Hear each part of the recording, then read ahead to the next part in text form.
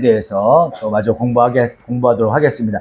저번에 요한복음 6장 1절부터 쭉 읽었어요. 근데 아무래도 또 한 주 지났으니까 까먹었을 것 같아서 다시 한번 요한복음 6장 1절부터 15절까지 한번 다 같이 교독할까요? 한 절씩 교독하시겠습니다.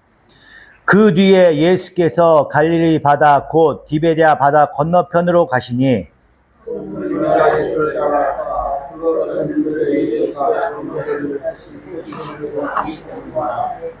예수께서 산에 올라가서 제자들과 함께 앉으셨다.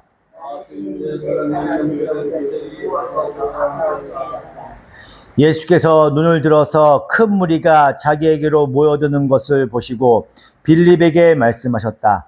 우리가 어디에서 빵을 사다가 이 사람들을 먹이겠느냐?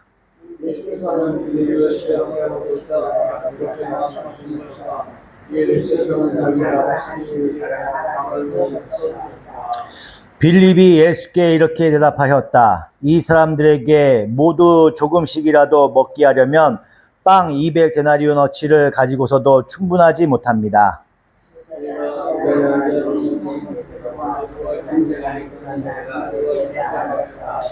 여기에 보리빵 5개와 물고기 2마리를 가지고 있는 한 아이가 있습니다.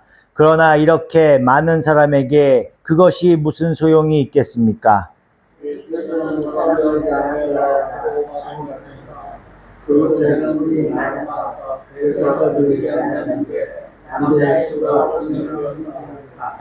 예수께서 빵을 들어서 감사를 드리신 다음에 앉은 사람들에게 나누어 주시고 물고기도 그와 같이 해서 그들이 원하는 대로 주셨다.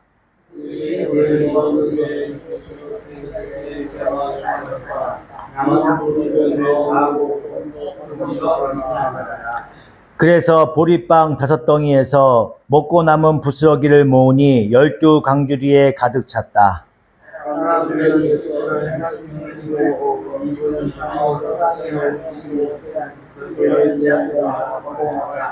다 같이 예수께서는 사람들이 와서 억지로 자기를 모셔다가 왕으로 삼으려고 한다는 것을 아시고 혼자서 다시 산으로 물러가셨다. 아멘.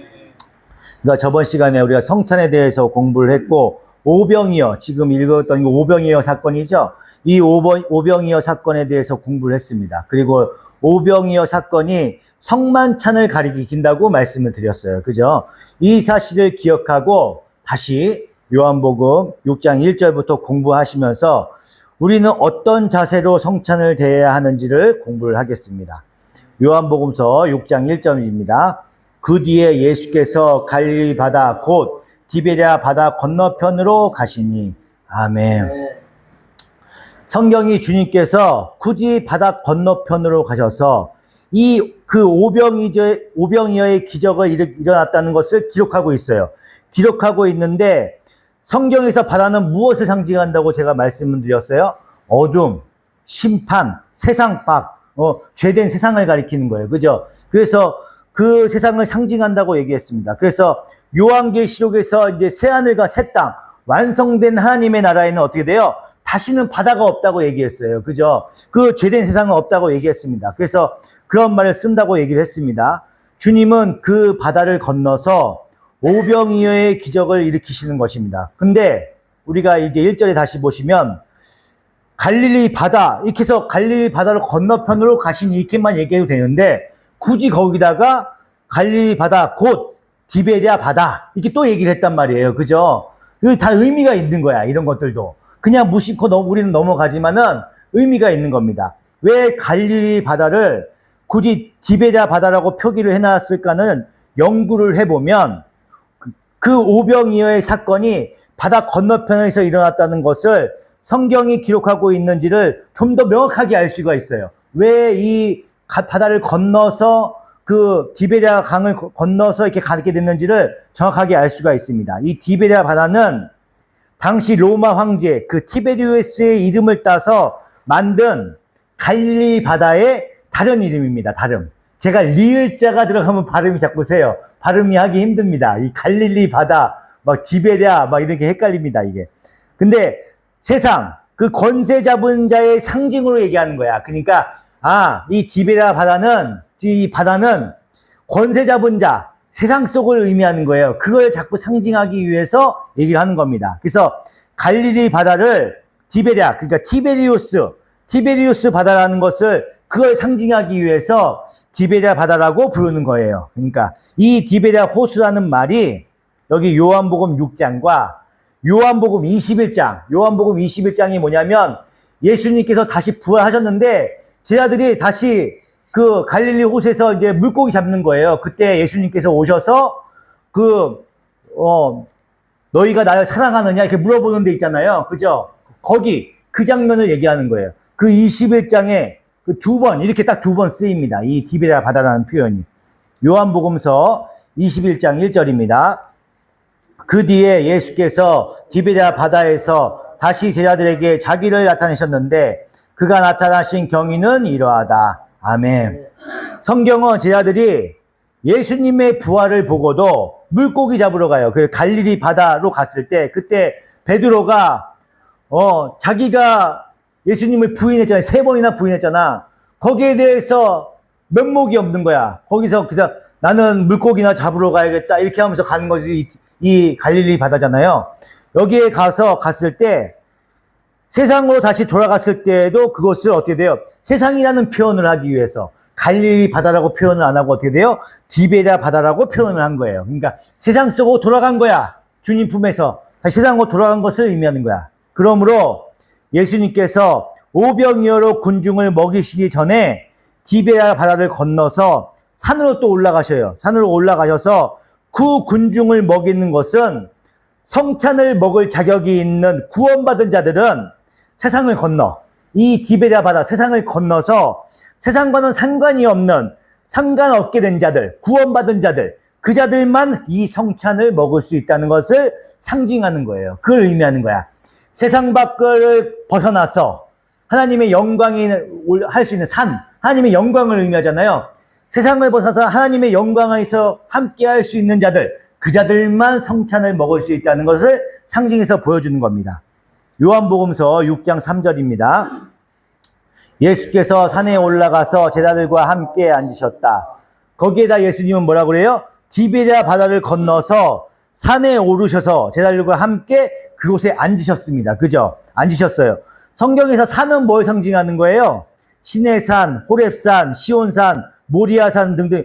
여기서 하나님께서 임재하시잖아, 보통. 그죠? 시내산에서 하나님께서 십계명을 주시잖아요. 그런 것처럼 산은 주로 하나님의 영광을 나타낼 때 쓰여지는 단어예요, 산은요. 그래서 그 영광의 하나님 보좌 우편에 앉으신 예수님께서 베푸시는 것이 그 하나님의 영광에서 앉잖아요, 예수님께서. 영광에 우편에 앉아 계신 그 예수님을 상징하는 거야. 그게 바로 성찬을 의미하는 거야. 거기서 우리들한테 떡과 포도주를 나눠주시잖아요. 그죠? 그러니까 그 보좌 우편에 앉으신 예수님, 그 예수님께서 베푸시는 그 성찬, 그걸 의미하는 겁니다. 그러면 성찬은 세상을 건너서 영광스러운 하나님과의 관계가 회복이 되는 거야. 회복이 돼서 하나님 나라의 시민이 된 자들만이, 하나님의 백성들만이 누릴 수 있는 엄청난 특권을 받는 것이 뭐예요? 그것이 바로 성찬이라는 거예요. 성찬. 그것이 바로 우리가 누릴 수 있는 특권인 거야. 그러니까 우리 성찬식 하는 게 하나님의 백성들만 누릴 수 있는 그게 그 특권인 거예요. 예수님의 피와 살을 먹는 것들이. 요한복음서 6장 10절입니다. 예수께서는 사람들을 앉게 하여라 하고 말씀하셨다. 그곳에는 풀이 많았다. 그래서 그들이 앉았는데 사람의 수가 5,000명쯤 되었다. 아멘. 그리고 10절에 보시면 어떻게 돼요? 그곳에 잔디풀, 그러니까 풀이 이렇게 있다는 건 잔디 같은 것을 의미하는 거잖아요. 그죠? 잔디하고 풀이 많았다고 기술이 되어 있습니다. 같은 내용인 마가복음 6장 39절을 보겠습니다. 마가복음 6장 39절입니다. 예수께서는 제자들에게 명하여 모두를 때를 지어 푸른 풀밭에 앉게 하셨다. 아멘. 푸른 풀밭에 앉게 했다고 말씀하시잖아요. 그죠? 왜 굳이 그 오병이어의 기적이 일어난 곳을 성경이 굳이 얘기하는 거야. 굳이 얘기하는 거예요. 굳이 그냥 앉으셨다고 얘기하면 되는데 풀이 많다고 얘기하시고 잔디라고 얘기하시고 막 그렇게 얘기하신단 말이에요. 푸른 풀밭이라고 얘기하신단 말이에요. 그죠? 그것도 상징적으로 의미가 있는 거예요. 성경이 잔디와 풀이라는 단어를 동원하는 묘사하는 그것이 있습니다. 잔디하고 풀하고 우리가 풀 생각나는 것이 뭐예요? 목자하고 양을 생각할 수가 있어요. 목자하고 양. 그러니까 예수께서 자신을 표현할 때 어떻게 표현하셨었어요? 나는 선한 목자라고 말씀을 하십니다. 그죠? 그리고 시편 78편 52절에 보시면 그 출애굽 광야의 생활을 이렇게 표현하기도 합니다. 시편 78편 52절입니다. 그는 백성을 양떼처럼 인도하시고 가축대처럼 광야로 이끄셨다. 아멘. 그 광야로 이끄시고 양떼를 인도하시고 이런 것이 그 풀밭과 풀밭을 광야라고 표현을 했단 말이에요. 그죠? 그러니까 이 오병이의 사건은 뭐예요? 6월절이 지나고 거기서 건짐을 받은 백성들, 하나님의 백성들, 이 백성들을 하나님께서 자기의 살과 피인 이 만나를 먹여요. 그죠? 출애굽한 다음에 만나를 먹이잖아요. 만나를 먹여가면서 이 양떼들을 목자로부터 이끌어 가시는 그 모습을 그림처럼 이렇게 표현하고 보여주시는 거예요. 이 성찬식을 보여서 이 오병이어를 통해서 보여주시는 겁니다. 그러므로 이 오병이의 사건은 성도들의 구원의 방법으로서의 예수 그리스도를 기수하고 있는 것뿐만 아니라 구원의 현재의 우리의 모습, 현재성까지도 함께 기수하고 있는 거예요. 그러니까 예수 그리스도라는 참떡을 먹고 구원을 얻은 자들을 주님은 그냥 내버려 그냥 팽개쳐 놓는 게 아니야. 끌고 가시는 거야, 우리를요. 잡아 끌고 가시는 거예요. 그들이 하나님 나라에 도달할 때까지 말을 안 듣는 은혜, 거짓말쟁이 은혜를 막 끌고 가시는 거야. 강제로 하나님을 믿기만 하면 끌고 가시는 거예요. 하나님의 백성이니까.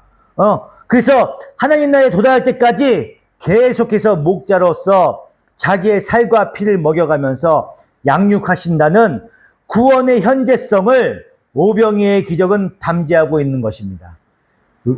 은혜가 거짓말쟁이라는 얘기는 아니에요. 이제 거짓말쟁이 아니야. 거짓말 안 해. 은혜 엄청 진실된 이제 숙녀가 됐어. 이제 멋있어졌습니다. 내가 지금 말이 헛나왔어. 아차 싶은 거야. 은혜야 시험 들면 안 돼. 우리 은혜 엄청 착해. 이제 넌 거짓말 안 해. 그러므로 성찬은 뭐예요? 성도가 예수 그리스도의 십자가의 죽음으로, 즉 예수 그리스도의 살과 피를 먹고 마심으로 어떻게 돼요? 구원을 받고 난 후에도 하나님의 그 절대 그 타인으로 내버려 그냥 방관하시는 분이 아니에요. 마지막까지 끌고 가신다고. 그러니까 이게 믿음하고도 연결이 되는 거야. 마지막까지 그 믿음으로 끌고 가시는 거예요. 저 하늘에 그냥 계시는 게 아니야.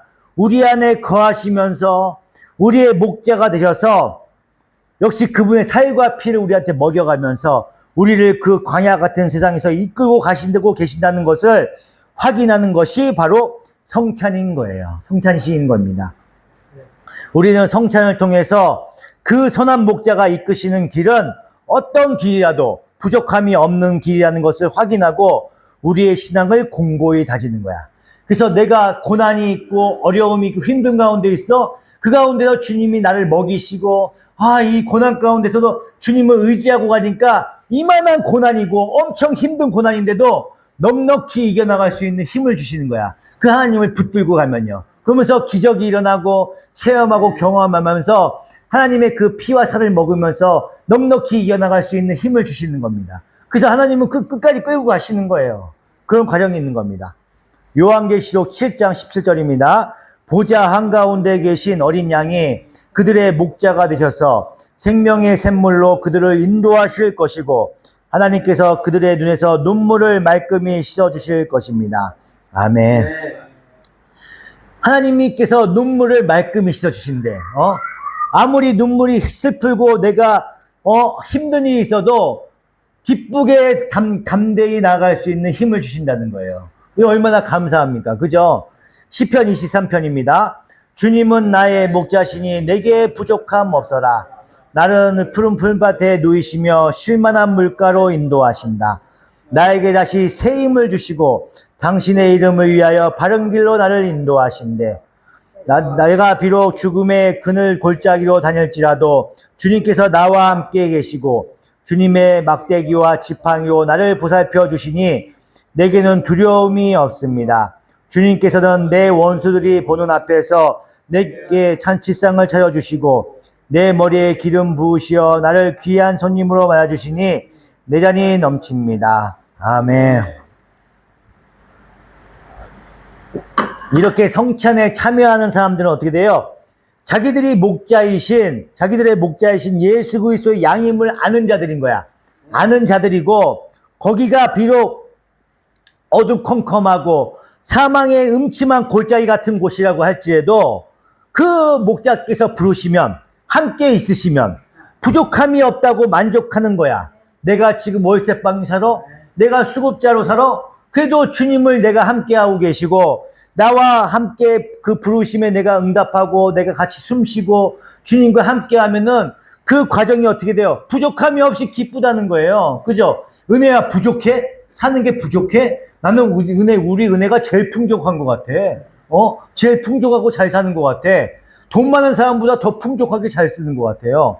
부족함이 없어요. 그죠? 하나님께서 함께 하시면 그렇게 만족할 수 있는 기쁨을 주신 거야. 내가 지금 집이 없고 내가 지금 남편이 없고 나에게는 주어진 내 아들이 있어도 내가 주님과 함께 하면은 내가 부족함이 없다고 느끼면서 사는 거예요. 얼마나 기쁩니까? 그죠? 그 기쁨을 느끼게 해주신다는 거예요. 성찬은 이렇게 복음을 설명할 뿐만 아니라 우리 신자들의 이 땅에서의 삶의 모습이 어떠해야 함을 보여주는 거야. 우리의 삶이 어떻게 살아야 되는 걸 보여주는 거예요. 그러한 성도의 삶을 복음으로 잘 견뎌내야 하겠다는 성도의 다짐과 고백이 함께하는 천국 잔치인 거야. 내가 이 성찬식을 통해서 주일날 성찬식을 해요. 내 삶의 여러 가지 광석이를 예를 들면은 재판도 걸려있고 집도 없고 사는 것이 너무 힘들고 어려운 가운데 있어. 그 가운데서도 내가 다짐하며 고백하면서 할 수 있는 건 뭐예요? 내가 하나님과 함께하는 거고 내가 잘 견뎌나가야겠다는 그 기쁨이 있는 거예요. 요새 그 광석이 그 큐티에 한번 보면은 항상 주님이 함께 해주셔서 감사하대요. 얘가 어떻게 이런 맨날 그 말을 적는지 모르겠어.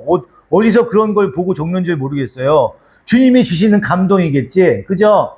그러니까 이 고난을 기쁘게 담대하게 받아들이고 있어요. 항상 즐겁잖아. 우리 광석이 보면은요. 걱정이 없는 것 같아. 재판을 앞두고 있는 사람 같지가 않아요. 그죠? 즐거워하고 있어. 그 즐거움이 어떻게 돼요? 주님이 함께하고 계시기 때문에 그 가운데서도 즐거울 수가 있는 겁니다. 이렇게 성도의 다짐과 고백이 함께하는 우리들의 잔치가 되는 겁니다. 예. 여러분, 성찬 상위 것들을 한번 떠올려 보세요. 상 위에 있는 것들을 한번 보세요. 거기에 어떻게 우리가 항상 작은 잔에다가 포도주를 따라줘요. 그게 맛있습니까? 맛있지 않아. 그냥 이렇게 무슨 술 같기도 하고 뭐가 한 거에 시큼하기도 하고 별 맛 없어. 떡도 보세요. 그거 뭐 맛있습니까? 더 맛있는 게 많잖아요. 그죠? 저는 빵 안에 뭐 크림이 있어야 먹는 사람인데 떡도 아무것도 안 들어있고 빵도 아무것도 안 들어있어. 그죠? 그냥 맛없어. 맛없는 떡이야. 맛없는 빵입니다. 그죠? 그것도 한 조각 이렇게 먹는 거예요. 그 맛으로 먹습니까? 그게 그렇지가 않아. 누룩도 들지 않는 정말 맛없는 떡을 먹었어요. 옛날에는요. 그게 먹었습니다. 정말 이 잔치상 위의 것들에 우리가 만족을 해요? 만족합니까? 아니면 여기에 어떻게 거기에 아마 갈비 막 이런 거 있으면은 막 다 뜯을 걸 좋다고 막. 그죠? 탕수육, 마라탕 같은 거 올려놓고 한 그릇씩 주고 그냥 이게 성찬식이라고 하면 이런 것들 먹으면 얼마나 좋아. 그죠? 아쉽지. 그죠? 그 성찬식만 기다릴 거 아니야? 마라탕 한 그릇씩 주면은. 그죠? 짬뽕 한 그릇씩 주면은 얼마나 좋아할 거 아니에요? 그죠? 근데 왜 그렇게 안 해요? 그죠? 그 의미를 알기 위해서 그러는 거야. 그래서 맛없는 빵을 먹는 거고, 시큼한 맛도 없는 술을 먹는 겁니다. 예. 둘 중에 하나를 택하라면 여러분은 어떤 걸 택하겠어요? 명석이는 마라탕 택할 것 같아. 마라탕 좋아하니까. 그렇지 않아요? 포도주 먹을 거예요. 그냥 포도주? 복음과 아무 상관없는 우리는 진수성찬을 택하면 안 되는 거예요. 그죠? 그게 된 겁니다. 복음을 아는 자들이 힘의 원리로 움직이는 이 세상에서 하나님 나라의 십자가의 원리로 살기 위해서 세상의 진미를 마다하고 맛있는 것들을 마다하는 거야. 마다하고 먹고 마셔야 하는 예수님의 피와 살을 택해야 되는 거예요, 우리들은요. 이 둘 중에 후자인 포도주와 떡을 택하는 사람들만이 나의 선택이 잘된 것이라는 것을 확인하고 또 확인하는 시간이 바로 성찬의 시간인 거예요. 그 시간인 겁니다. 그렇게 오직 예수 그리스도의 그 복음으로만 만족을 하고 살아가는 자들을 뭐라고 해요? 교회라고 얘기하는 거예요. 교회 공동체라고 얘기하는 겁니다. 예. 우리는 그 교회의 살과 피만으로 넉넉히 이 땅을 살아가는 자들이야. 만나는 광야에서 굶어 죽을 수밖에 없는 그 백성을 구원하시는 예수님을 상징하는 것이었습니다. 그런데 그 만나는 사람의 눈에는 그렇게 흡족하지 못해. 아무 맛이 없어요. 아, 이게 뭐야? 맨날 이게 무슨 맛이야? 맨날 주니까 이거 뭐 아무것도 아니네. 이렇게 생각한단 말이에요. 그게 만나야. 그게 만나예요. 하늘에서 차라리 고기를 주시면 얼마나 좋아. 고기가 막 비처럼 떨어지면 얼마나 좋아요. 다들 만족하겠지. 그런데 그렇게 주시지 않았다고. 만나를 주셨다고. 우리 성도가 이 세상에서 힘으로 삼고 취해야 할 것들은 세상 사람 눈에는 그렇게 보이는 거야. 세상 사람들은 그거 뭐가 좋다고 그렇게 웃고 있냐고 맨날 얘기할 수 있어요. 그죠? 근데 우리는 주님을 찬양하고 가진 게 없어도 기뻐하잖아. 이것이 참된 만나라는 거예요. 그죠? 우리는 그저 생존할 수 있을 만큼만 주님께 구하면 되는 거예요. 더 많이 필요 없어. 많이 가져봐야 그거 지키느라고 바빠. 그죠? 더 힘듭니다. 네. 맨날 그거 지키느라고 맨날 힘들잖아. 내가 돈을 수련회 갈 때도 돈 갖고 오지 말라고 그랬어요. 그죠? 한 푼도 갖고 오지 말라고 했어. 통장에 너 갖고 오라고 했잖아요. 그죠? 돈을 갖고 오면 또 누가 가져갔네, 돈이 없어졌네, 맨날 그럴 것 같아서 아예 갖고 오지 말라고 했다고. 돈을 갖고 오면은 그거 지키느라고 바빠. 놀지도 못하고 맨날 없어졌네, 뭐 했네, 맨날 그러니라고. 그죠? 돈이라는 건 그럽니다. 많이 갖고, 내가 그때 수영 때 100만 원 갖고 있었어 봐. 그거 맨날 주머니에 불룩하게 두고 수영도 못 할 걸 아마 그거 지키느라고. 그죠? 수영을 어떻게 해? 100만 원 지키고 있어야지. 그잖아요? 못해. 누가 가져갈 줄 알아? 어휴, 다 믿을 수가 없어. 똑같이 하나님 공동체인데도 믿을 수가 없다니까? 그거 지키냐고 바빠. 수영 못. 아무것도 안 가져가니까 빨개 벗고 수영하러 갈 수 있는 거예요. 그죠? 그러니까 마음이 편한 거야. 그 마음을 얘기하는 겁니다. 예. 내가 생존할 수 있는 그 정도만 있어. 왜 그런 거예요? 우리가 추구하는 우리의 목적지는 이 땅이 아니기 때문에 그래요. 이 땅에서 배불리 먹고 사는 게 목적이 아니기 때문에 그럽니다. 우리는 이 땅에서 하나님 나라의 백성으로서 훈련하고 학습하고 양육받아서 잘 성숙해서 하나님 나라에 들어가면 그것이 끝이야. 우리는 하나님의 백성이기 때문에. 그죠? 그래서 참 복음을 아는 자들은 자기에게 주어진 것이 세상 사람들에게 보잘것없어. 보잘것없이 보이는 만나뿐이라도 창피할 필요가 없어요. 티코로 스파크 당당하게 가는 거야. 옆에서 누가 빵빵거려도 당당하게 가는 거예요. 부족하지 않아요. 부족하지 않습니다. 세상 사람들은 목숨처럼 여기는 자기의 소유를 비워 다른 이들을 도울 수 있어. 우리는 그게 도울 수 있어. 세상 사람들은 그렇게 못해. 우리의 소유를 덜어서 자기의 소유를 비워서 다른 이웃들을 도울 수가 있어요. 그게 그리스도인들입니다. 그러나 여전히 이 땅에서 눈을 두고 있는 사람들은 어떻게 돼요? 성찬 상위의 포도주와 누룩 없는 떡이 못마땅하죠. 맛이 없어. 맛도 없고 아무런 그 감흥이 없어. 뭐 좀 다른 것 좀 달라고 하는 거죠. 부추와 마늘과 고기 좀 달라고 하는 겁니다. 광야의 이스라엘이 그런 불평을 했잖아요. 그죠? 그런 불평을 했어요. 우리는 그런 것만 안 되는 겁니다. 우리는 성찬을 먹으면서 비록 이 세상의 시각으로는 부족해. 그리고 작고 모자랄 수 있어요. 이 성찬상은 천국에서 예수 그리스도와 우리가 함께 나눌 천국 만찬을 약속하는 것이며, 그렇기 때문에 난 지금 부족함 없이 만족한 사람이라는 것을 확인하는 그 과정입니다. 네. 그 성찬식을 통해서 만족하는 거야. 거기서 확인하는 거야. 내가 무엇을 추구해야 되고 내가 무엇을 바라봐야 되는지 계속 점검하고 확인하는 과정이에요. 그래서 성찬식을 많이 하는 교회는 일주일에 한 번씩 하는 교회도 있어요. 그게 제일 좋아. 근데 힘들지. 그래서 우리가 한 달에 한 번씩 하는 겁니다. 그와는 반대로 교회에 와서 기적이나 바라고 병이나 낫기를 바라면서 자기 송치나 바라는 자들은요, 부추와 마늘과 고기를 찾는 사람들을 똑같이 얘기하는 거야. 그 사람들과 똑같은 겁니다. 그래서 성경이 그 사람들을 뭐라고 얘기해요? 예수님을 잡아 왕을 삼으려는 자라고 말하고 있는 거예요. 요한복음서 6장 15절입니다. 예수께서는 사람들이 와서 억지로 자기를 모셔다가 왕으로 삼으려고 한다는 것을 아시고 혼자서 다시 산으로 물러가셨다. 아멘. 예수님을 억지로 왕으로 삼으려고 하는 자들이 무엇을 위해서 그렇게 하는 거예요? 자기들을 위해서, 자기들을 위해서 이 힘든 노예 생활과, 배불리 먹게 해달라는 거. 그거를 해줄 수 있는 왕을 바라는 거예요. 자기를 위한 왕. 금송아지 만들고 하나님을 외치던 사람들과 똑같은 거예요, 이게.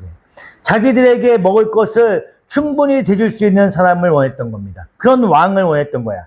주님께서 당신은 그런 것을 해주러 온 것이 아니라고 했더니 이 사람들이 어떻게 한 거예요? 예수님을 십자가에 못 박아 죽인 거예요. 그래서요. 십자가에 못 박아 예수를 죽인 자들이나 그분을 세상 것이나 주는 왕으로 삼으려는 자가 똑같은 자들인 거야. 똑같은 사람들인 거예요. 우리의 모습들이요. 똑같은 거야. 그 당시에는 예수님이 살아계셨으니까는 예수님을 십자가 못 박아 죽였지만은 지금은 예수님이 보이지 않으니까 똑같이 그런 걸 추구하는 사람들과 똑같은 모습을 하고 있는 겁니다. 예수님은 그런 자들을 피해서 어떻게 돼요? 산으로 올라가셨어요. 산으로 도망가셨습니다. 그런 자들은 어떤 거예요? 무서운 얘기죠? 예수님과 아무 상관없는 자들이라는 뜻인 거예요. 자기는 백성인 줄 알았지, 하나님의 백성. 근데 예수님과는 아무 상관이 없다는 뜻입니다. 그래서 지금도 교회 안에서 여전히 예수님을 못 박아 죽이는 자들이 있다고 얘기를 하는 겁니다. 이런 사람들 누구라고 얘기하는 거예요? 가라지라고 얘기하는 거예요. 가라지라고.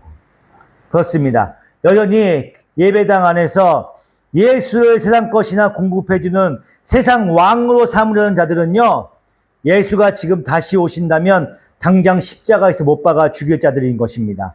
주님께서 오병이어의 기적을 일어난 그 디베랴 호수라는 배경에서 제자들에게 행하신 일을 보시면 우리가 알 수 있어요.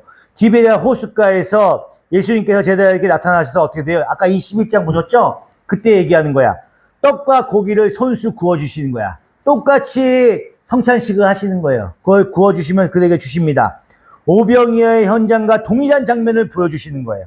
그리고 그들에게 부탁을 하셔요. 무슨 부탁을 하십니까? 베드로에게 얘기합니다. 내 양을 먹이라. 이렇게 얘기하십니다. 내 양을 먹이라. 내 양을 치라. 이렇게 부탁을 하십니다. 내 양을 먹이라는 것이 배 터지게 고기와 떡을 먹여주라는 그런 얘기를 하시는 게 아니에요. 예수님은 지금 그 참 생명의 떡인 예수를 그 백성들에게 전하라고 부탁을 하시는 거야. 참떡이 무엇인지를 그 참떡을 먹이라고 하는 거예요. 세상 것을 먹이지 말고 참떡인 예수님을 먹이라고 하는 거예요. 그걸 얘기하는 겁니다. 그리고 주님이 주시는 그 성찬을 먹는 자들은 어떻게 되는 거예요? 제자들에게 부탁을 하십니다. 먹인 자들은 그 제자들에게 부탁하는 거야. 지금까지는 너희들이 살고 싶은 대로 살았지? 그렇지만 네가 가고 싶은 곳으로 다녔지고 했지만 이제부터는 어떻게 돼요? 성령이 너희를 이끄는 대로 너는 가게 될 것이라고 말씀하시는 거예요. 요한복음서 22장 18절입니다. 내가 진정으로 내게 말한다. 내가 젊어서는 스스로 띠를 띠고 내가 가고 싶은 곳을 다녔으나 내가 늙어서는 남들이 내 팔을 벌릴 것이고 너를 묶어서 내가 바라지 않는 곳으로 너를 끌고 갈 것이다. 아멘. 이렇게 성찬을 먹는 자들은 어떻게 돼요? 성찬식에 참여하고 주님의 피와 살을 먹는 자들은 두 팔을 벌리는 십자가의 삶을 살아야 한다는 거예요. 내가 원치 않는 삶을 살 수도 있다는 거예요. 우리가 원하는 대로 사는 것이 아니라 하나님께서 원하시는 대로 살아가야 된다는 거예요. 그것이 바로 성찬을 드는 그리스도인들의 삶인 거예요. 예수를 주님이라고 믿는 사람들은요, 이 삶으로 가는 거야. 내 의지와 상관없이 가는 거야. 주님이 끌고 가시기 때문에 갈 수밖에 없는 거예요. 즉 자기를 부인하고 십자가를 지는 삶을 살아내는 것이야말로 바로 우리 그리스도인들의 삶인 것입니다.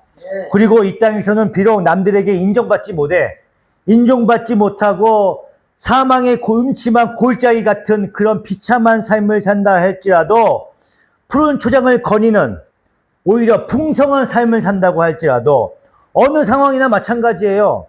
내게 부족함이 없는 만족한 삶이라는 것을 확고하게 가슴속에 품고 사는 사람인 것입니다. 그래서 교회에는요, 잘 사는 사람도 있을 수 있고 못 사는 사람도 있을 수 있어. 그거를 신앙의 척도로 보시면 안 돼. 이 사람이 못 사는 걸 갖고 믿음이 부족하니까는 하나님께서 복을 안 주시는 거, 이런 식으로 얘기하시면 큰일 난다는 거예요. 그죠? 어떠한 환경이나 어떠한 부나 없거나 이런 상황에도 만약 내가 주님을 인격적으로 만나면 그 삶에 만족하면서 살아갈 수 있다는 겁니다. 예. 그래서 우리는 지금 이렇게 보이지 않지만 저 천국에서 지금은 부하게 살거나 못 살게 살거나 나중에는 그 천국에서 예수 그리스도의 그 만찬에서 같이 한상에서 주님의 그 만찬을 반드시 먹게 될 것이라는 그 확신을 하는 사람들이라는 거예요. 예.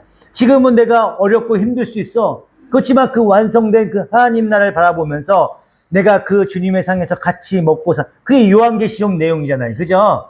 주님과 함께 만나는 그 삶을 바라보면서 사는 거야. 그러면 부족함이 없지. 다 만족하면 살 수가 있는 거죠. 그죠? 예. 돈이 많아도 주님을 만나지 못하잖아요? 그러면 만족함이 없어. 내가 만에 기쁨이 없다고요. 거기서 항상 두려움과 떨림이 있고 공포감에서 사는 거야. 내가 실수해서 뭐 잃어버리지 않을까? 이걸 어떻게 지켜야 되지 않을까? 그거에 대해서 근심 걱정하는 경우가 더 많습니다. 어쨌든 아울러 성찬을 받아먹는 사람들은 모두 평등함 속에서 다른 이들을 나보다 더 낮게 여기는 삶을 사는 사람들입니다. 이 세상 속에서 보이는 계급과 위치와 재산과 지식 정도는 다 다를지라도 성도는 한 상에서 동일한 음식을 먹는 동일한 하나님의 자녀인 것이에요. 그죠? 따라서 성찬을 먹는 사람들은 빈부의 격차나 지위의 고하로 상대방을 평가하는 자들이 아니에요. 평가하면 안 됩니다. 이렇게 성찬 안에서는 이 하나님의 중요한 교리인 교회론이나 구원론과 신론과 인간론이 모두 들어있는 것입니다. 이 성찬식이 굉장히 중요한 거예요. 우리 기독교인들한테. 그래서 성찬을 눈에 보이는 복음이라고 하는 것입니다. 이것이 성찬이 주시는 참 의미인 거야. 그래서 이 오병이어의 기적을 보면서 거기에는 구원의 모든 내용이 다 들어있어요. 여기 한치의 오차가 없어요. 여기에는요, 인간의 개인적인 부와 영광을 절대 얘기하지 않아. 그 영광을 쫓는 사람들 피해서 주님께서 어떻게 해요? 그 사람들을 피해서 산으로 올라가셨잖아요. 성경 말씀을 그대로 모셔야지. 그죠? 근데 내가 필요한 것들을 요구하거나 강구할 수 있어. 주님의 통치 안에서. 그걸 주시든 안 주시든지 거기에 내가 만족하면 사는 거예요. 기쁘게 사는 거지. 그죠? 저도 맨날 기도합니다. 이 교회 성도들이 이 자리가 차고 넘치게 해달라고 말씀하시고 물질도 풍성하게 해달라고 얘기하시고 복에 복을 더하게 해달라고 하고 우리도 스타리아 달라고 하고 우리도 기도합니다. 그러면 기도해요. 근데 하나님께서 주시면 감사한 거고 안 주셔도 또 감사한 거예요. 아직 내 능력이 안 되는 거야. 성도가 많으면 또 좋을 것 같죠? 말씀도 거기서 지금은 우리 집사님만 질문하지만 얼마나 또 많은 사람들이 질문을 하고 얼마나 또 목사님 여기 말씀이 좀 잘못되신 것 같은데요. 이렇게 얘기하시는 분들도 있을 거 아니에요. 그럼 더 힘들지. 저는요. 막 100명만 이렇게 돼봐. 저는 그거 감당 못할 것 같아. 지금 상황에서는요. 그렇잖아요. 감당할 수 있는 만큼 주신 거야. 제가 아직 능력이 안 되기 때문에 그만큼 성도를 주시지 않는 거예요. 그러니까 이 또한 감사한 거예요. 이 시간도. 내가 열심히 공부할 수 있는 시간도 주시고 1,500명 이렇게 되면 어떻게 돼요? 1부, 2부, 3부, 4부, 5부까지 다 해야 돼. 우리 맨날 주일날 1부 예배 드리고 점심 먹고 다 가잖아. 가서 쉬시잖아. 근데 안 그래. 다른 교회는 1부, 2부, 3부, 4부, 5부까지 있어. 집사님들 다 교회 못 가셔. 집에 못 가셔. 저녁까지 교회에서 봉사하고 막 다들 그러셔요. 인도하시고 저녁에 해 떨어져야 집에 가셔. 큰 교회 집사님들하고 권사님들하고 장로님들은 그렇게 가신다니까. 지금 이 평안함을 누리세요. 우리는 분명히 부흥해서 100명, 500명 될 겁니다. 그때까지 집사님하고 권사님 되면은 또 일반 성도들이 권사님 기도는 어떻게 해야 되는 거예요? 말씀은 어떻게 질문하실 수 있어요. 그때 되면 창피해서 잘 이러면 큰일 나는 거야. 열심히 공부하시고 웃을 일이 아니야. 강도사님 제일 많이 질문할 거예요. 많은 성도님들이 지금 이 시간 날 때 TV 보거나 뭐 즐기실 수 있어요. 그렇지만 말씀을 등한시하면 안 되고 부지런히 갈고 닦으셔야 돼. 그래서 다음에 오는 다음 세대들, 또 믿지 않았던 성도들, 이 사람들한테 부지런히 가르칠 수 있는 집사님, 권사님이 되고 강도사님이 되고 하나님의 그 본보기가 될 수 있는 성도들로 자라날 수 있어야 됩니다. 그래서 복음을 전하는 그 사명을 감당할 수 있는 하나님의 백성이 되시기를 간절히 축원드립니다. 기도하시겠습니다. 하나님의 크신 은혜와 사랑에 감사합니다. 주님께서 말씀을 주셔서 성찬식에 대해서 공부하였습니다. 조금 말씀에서 빗나가는 말씀이 있더라 하더라도 주님의 말씀에서 어긋나지 않는 범위 내에서 우리 성도들이 이해할 수 있도록 주님께서 지혜와 총명을 허락하여 주시옵소서. 깨닫는 기쁨을 허락하여 주시고 꿀송이처럼 단 하나님의 말씀을 알아가는 기쁨을 허락하여 주시고 세상의 것들과 즐거워하면서 웃는 것이 아니라 주님의 말씀을 보고 기쁨과 즐거움과 함께하는 하나님의 백성 될 수 있도록 인도하여 주시옵소서. 감사드리며 우리 주 예수 그리스도 이름으로 간절히 기도드리옵나이다. 아멘.